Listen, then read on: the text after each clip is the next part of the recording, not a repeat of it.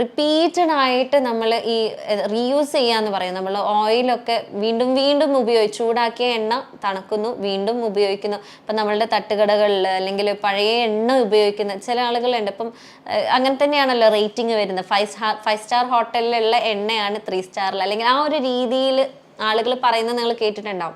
അതായത് ഇപ്പം ഈ ചെറിയ മേഖലയിലുള്ള കച്ചവടം നടത്തുന്ന ആളുകളൊക്കെ പറയുന്നത് കേട്ടിട്ടുണ്ട് ഞാൻ തന്നെ. അതായത് അവർ ഉപയോഗിച്ച എണ്ണ പൈസ കൊടുത്ത് വാങ്ങിയിട്ടാണ്, ആ എണ്ണയിലാണ് ഞാൻ പൊതുവെ ഇവിടെ പാചകം ചെയ്യാറ് എന്നുള്ളത്.